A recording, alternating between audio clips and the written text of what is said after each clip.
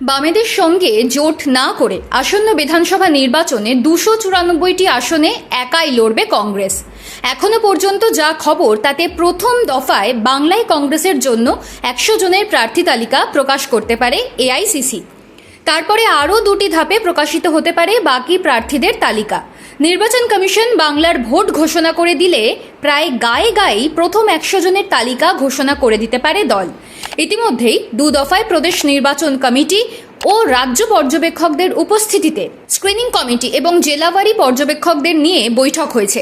দীর্ঘদিন বাদে এআইসিসি নেতৃত্বের কথা মতো সেই বৈঠকে যোগ দিয়েছিলেন প্রাক্তন সভাপতি অধীর চৌধুরী।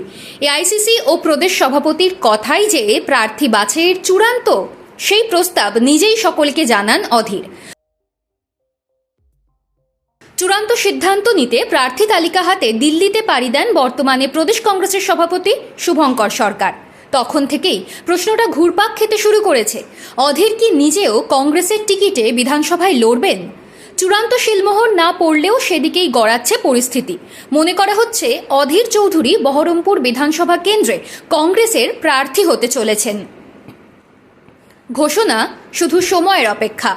একটি সূত্রে জানা গিয়েছিল সবকটি জেলা থেকে প্রার্থীদের সম্ভাব্য তালিকা প্রদেশকে পাঠানো হলেও মুর্শিদাবাদ জেলার প্রার্থী তালিকা রাজ্য নেতৃত্বকে পাঠাননি জেলার সভাপতি মনোজ চক্রবর্তী।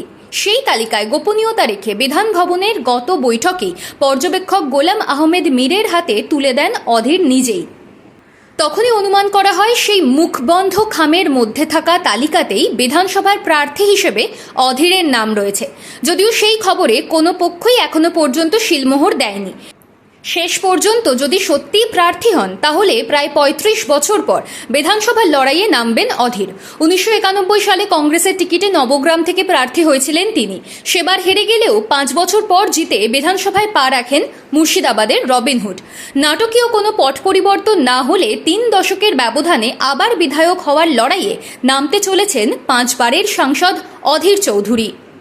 প্রশ্নটা যাচ্ছে এখানেই, ইংলিশ চ্যানেল পার করে আসার পর কেন গঙ্গাবক্ষে সাঁতরাতে নামছেন অধীর? একাধিক কারণ উঠে আসছে। 1999 সাল থেকে লোকসভার সাংসদ ছিলেন, কেন্দ্রে রেল প্রতিমন্ত্রীর দায়িত্ব পালন করেছেন, সংসদে বিরোধী দলনেতা ছিলেন, পাবলিক অ্যাকাউন্টস কমিটির চেয়ারম্যান ছিলেন। এহেন অধীর কেন আবার বিধানসভায় লড়াইয়ে নামছেন?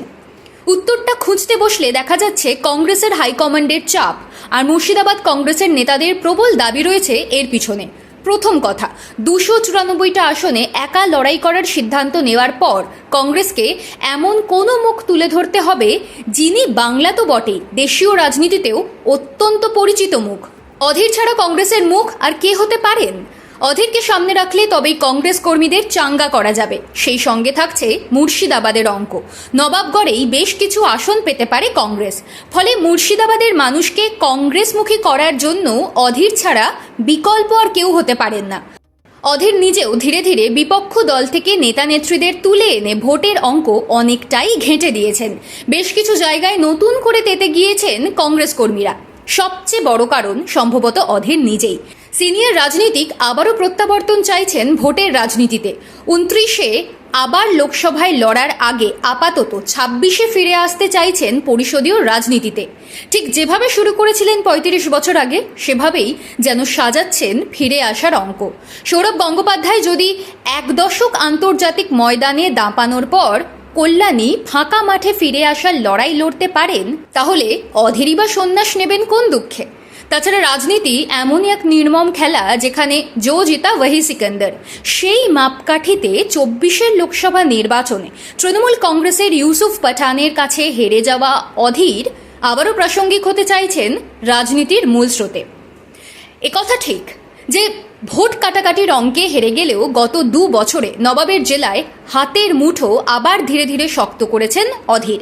কংগ্রেসের ওয়ার্কিং কমিটির সদস্য হওয়ায় দিল্লির রাজনীতিতেও ব্রাত্য হয়ে যাননি। তবু পিঠে একটা জয়ীর ট্যাগ থাকলে বাড়তি গুরুত্ব পাওয়া যায় বইকি, হোক না সেটা বিধানসভা। আর অধীরের মতো দুধে দাপুটে রাজনীতিক যদি বিধানসভায় লড়েন, তা যেমন মুর্শিদাবাদের বাকি আসনে কংগ্রেসের পালে জোয়ার আনবে, তেমনি সরকারে যেই আসুক অধীর বিরোধী বেঞ্চে বসে থাকলে শাসকের কপালে ভাঁজ পড়বেই। এখন প্রশ্ন হলো, অধীর যদি সত্যিই প্রার্থী হন তাহলে কি জিতবেন? বহরমপুরের যা হাওয়া তাতে অপেক্ষা শুধু ফল ঘোষণার। কারণ একে তো বহরমপুর অধীরের নিজের গড়, গত লোকসভা ভোটে হার মানতে হলেও বহরমপুরে এগিয়েছিলেন অধীর। তার উপর আবার মুর্শিদাবাদে এবার যাকে নিয়ে সবাই সবচেয়ে বেশি ভাবনা, সেই হুমায়ুন কবির ইতিমধ্যেই বলেছেন তাঁর গুরুর অধীর চৌধুরী ভোটে দাঁড়ালে তিনি সেই কেন্দ্রে তাঁর দলের প্রার্থী দেবেন না। তাহলে কি বুঝছেন? অধীরের জয় কি তাহলে স্রেফ মাখনে ছুরি চালানো?